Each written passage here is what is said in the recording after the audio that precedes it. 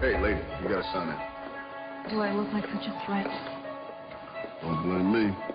You got procedures.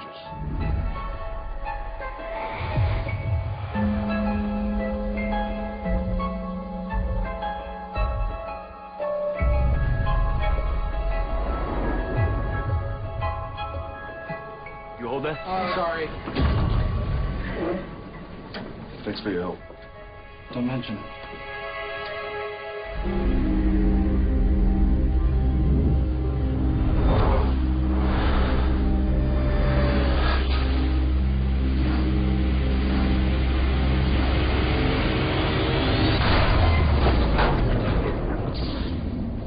This is not good. Where's elevator 6 in inspection mode? Oh, come on, man. What's happening? Nothing. Just relax. What was that?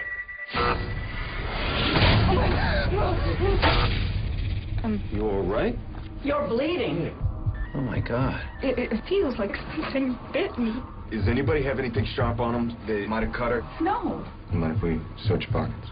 Yes, I do mind. You mind if we search yours? What was that? Something's jamming it. It's stuck. Don't come near me, any of you. Back away from each other now!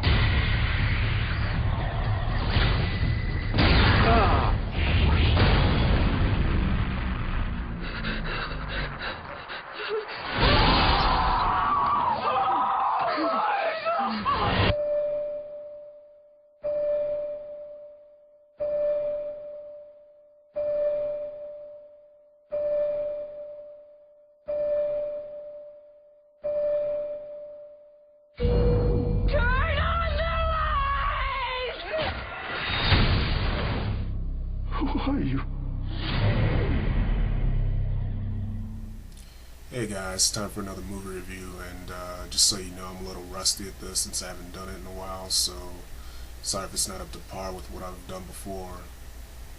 But I tried doing this last night and was having problems with my camera, plus I was a little nervous, so I was doing multiple takes that weren't really coming out right, and eventually my camera battery died. Well, actually the rechargeables, they don't seem to be working anymore even if I recharge them, so I just figured I'd do this podcast style. Anyway,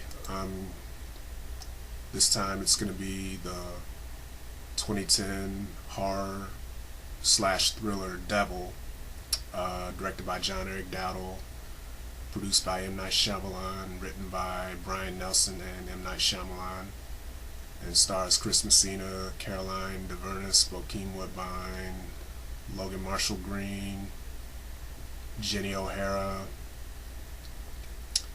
Bojana Novakovic, I don't know how to pronounce that, Geoffrey Arend, and Jacob Vargas. And it's basically about a group of 5 people who get trapped in an elevator who eventually come to realize that the devil is amongst them, disguised as one of the people. And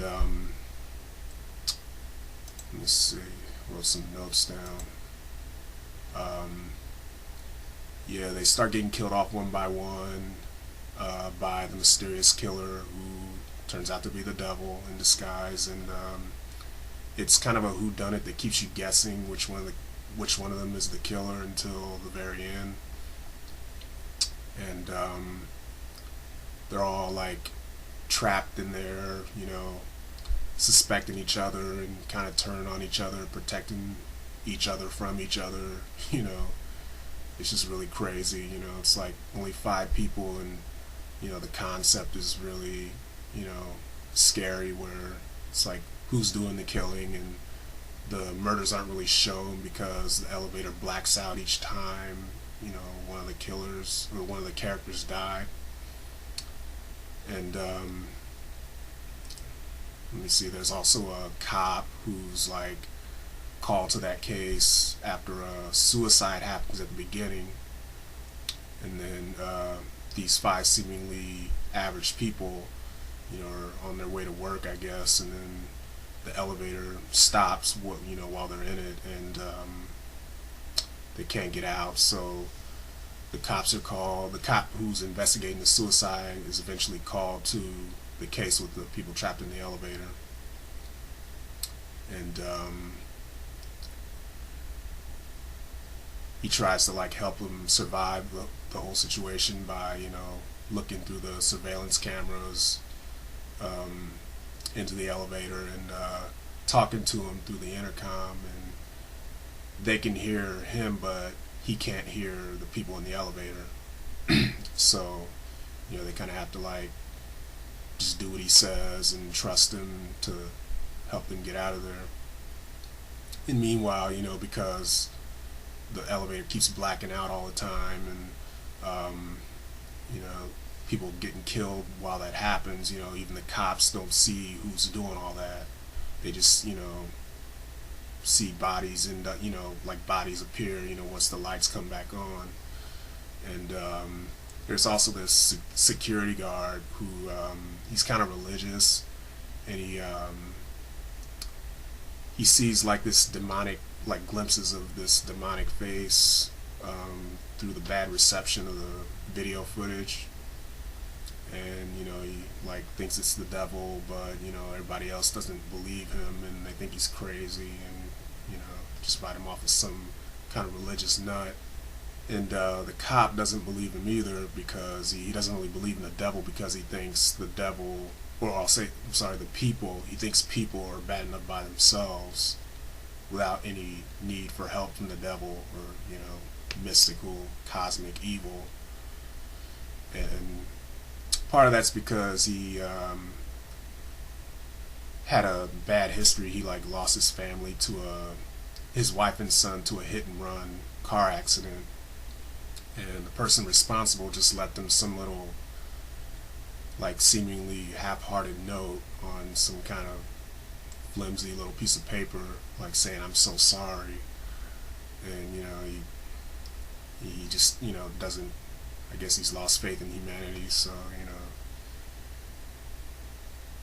eventually he kind of starts to believe the security guard, you know, just like in accordance with this whole situation, and like, what would you do, or what should he do in accordance with, you know, your theory about the devil, or, you know, how it's going to play out.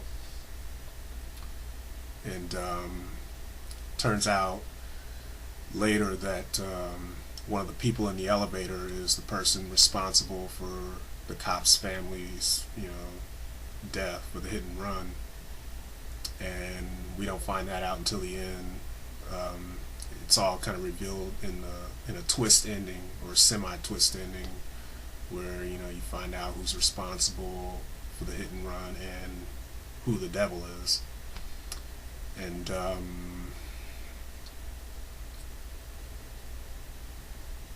see.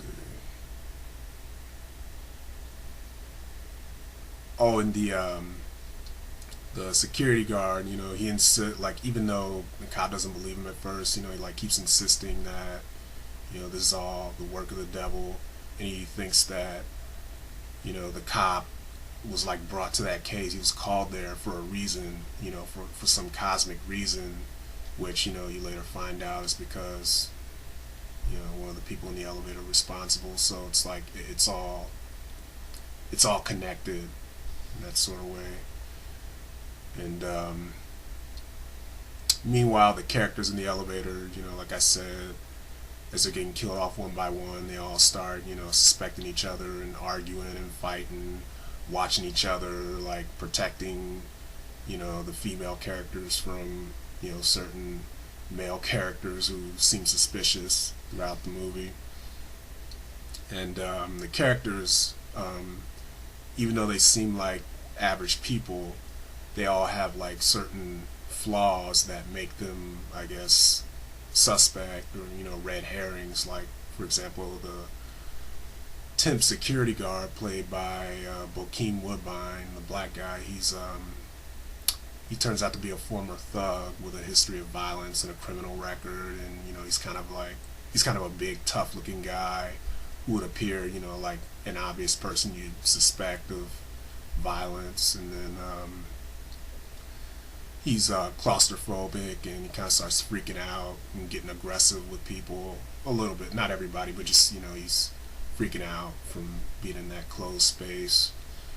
So he's kind of an obvious red herring. And then there's this scruffy looking former Marine guy who's been in a war in Afghanistan, and he's killed people in the process. So just the fact that he's a trained killer makes him another potential red herring, semi-obvious, even though he seems relatively calm and collected, well-adjusted. Then there's this, I guess, relatively harmless-looking corporate guy in a suit, and he's got like a dry, sarcastic sense of humor, and he's really skinny, and he's not like really threatening-looking, although he does turn out to be somewhat sleazy and suspicious when one of the female characters, the younger woman, gets supposedly felt up by him or grabbed on the ass when, while they're all like, close together. So, once she reacts to that and flinches, they all suspect him and, start watching him real closely. And then once the elevator blacks out and she gets cut with a knife by somebody, and he's the only one with blood on him when the lights come back on, so they suspect him even more after that point, until, of course, he gets killed by the devil. So, okay, I guess it ain't him, you don't suspect him anymore. And there's also, sorry, I'm getting flustered here, the two female characters. There's, a younger woman, I guess in her 20s, and an old lady. She's like really harmless looking. They both seem really harmless. The younger woman, she's like kind of playing the whole innocent damsel in distress card throughout the whole movie. And then the old lady, she seems really quiet and harmless and mild-mannered, but we later find out their flaws. And the younger woman turns out to be a liar, because later on the cop discovers, through the video footage, that the guy who supposedly grabbed her, he didn't grab her. She flinched on purpose without him touching her at all. So I'm not sure. I think she's supposed to be a scam artist. I'm not sure what her deal is. And I also forgot to mention that the corporate guy, he's like responsible for a bunch of layoffs and people getting fired. So he has a lot of people who might be out to get him. Like a lot of people angry at him. So there's like a reason that people might want him dead. So I guess that's a question of like, is he the killer, or is he, just a victim? I don't know. And I think he's supposedly a scam artist too. I'm not sure, but him and the girl aren't like working together or anything like that. They're just both like shady people. And then the old lady, she turns out to be a thief when she's caught stealing somebody's wallet out in the lobby, like earlier in the movie, around the beginning. So, even though she's a thief, she still seems pretty harmless, just, from being I guess a weak-looking old lady. It's like she's the one you'd least suspect of, being capable of killing people the way the devil does.